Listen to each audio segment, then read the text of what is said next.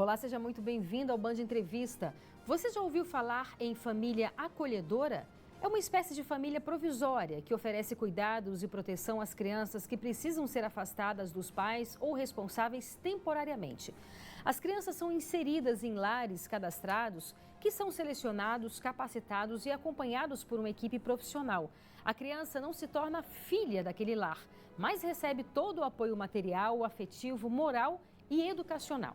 Para ser um acolhedor, é preciso morar aqui no Distrito Federal, ser maior de idade, não ter como meta a adoção, ter disponibilidade afetiva e emocional e não ter antecedentes criminais, entre outros critérios.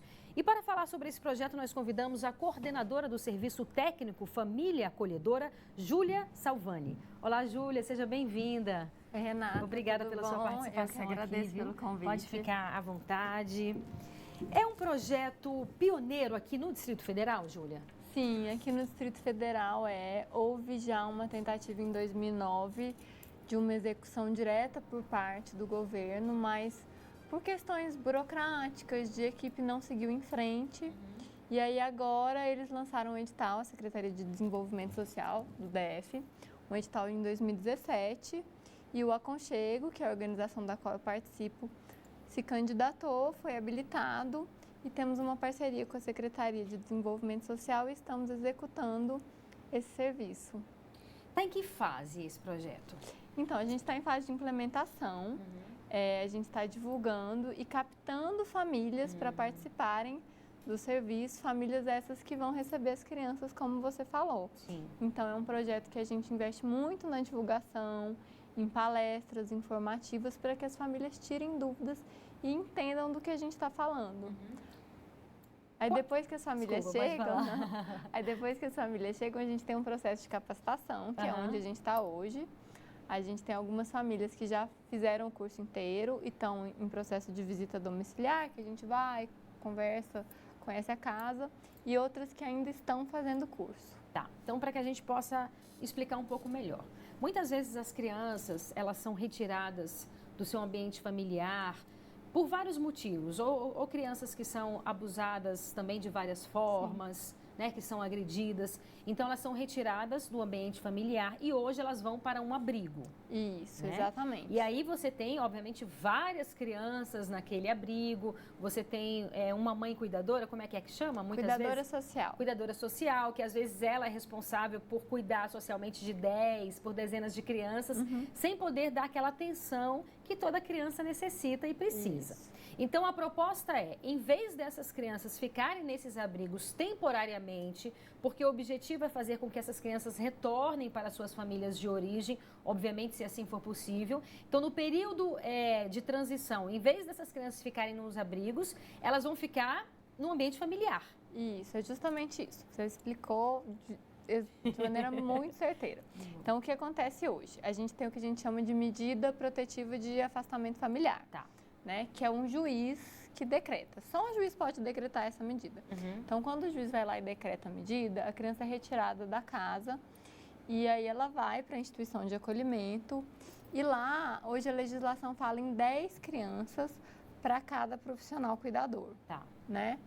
Então, por melhor que seja essa equipe, você nunca vai conseguir ter um momento único e exclusivamente para aquela criança. Porque o abrigo ele é muito coletivizado.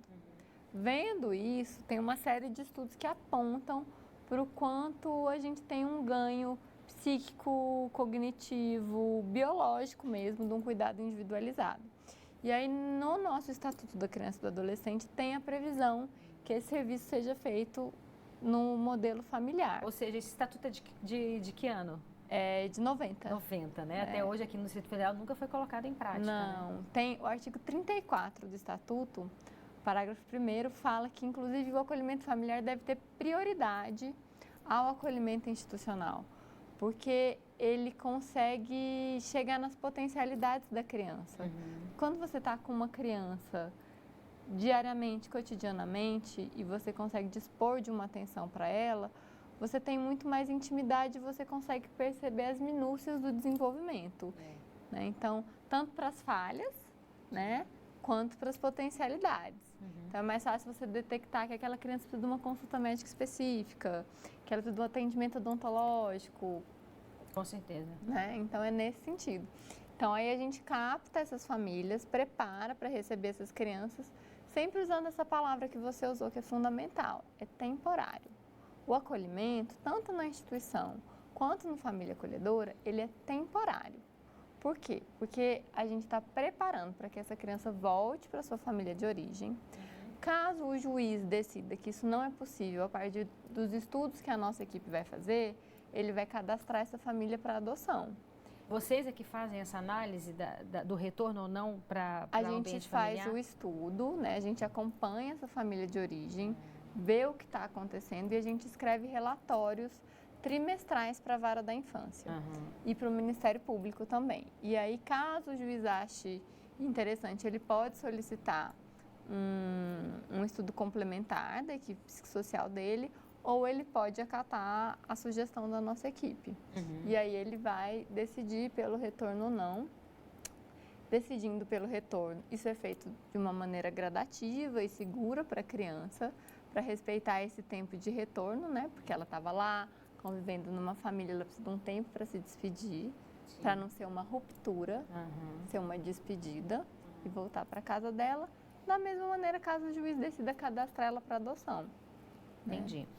Você falou aí que a ideia é que seja temporário, né? Tanto no abrigo quanto nessa família acolhedora. Só que a gente vê que na realidade, posso estar enganada, mas tem muitas crianças que ficam anos em abrigos, que deveriam ser temporários, mas aí que viram adultos e saem porque viraram adultos. Isso não acontece? Isso pode acontecer com essa família acolhedora também? Então, isso acontece muito.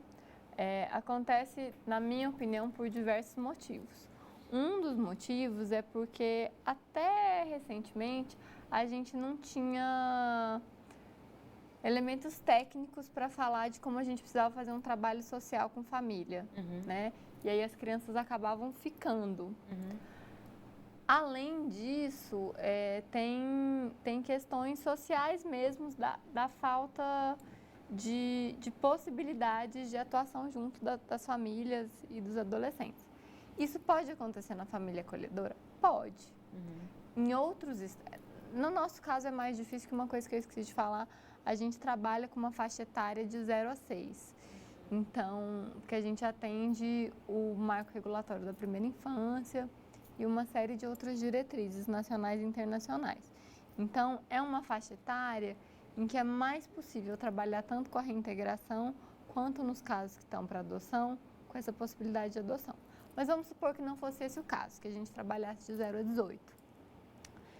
Então como é que acontece quando passa do tempo, né? Que o tempo previsto legalmente são de 18 meses. Passou do tempo, ficou mais de 18 meses. E aí?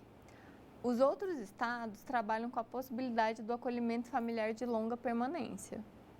Então, eles preparam as famílias para estarem mais tempos.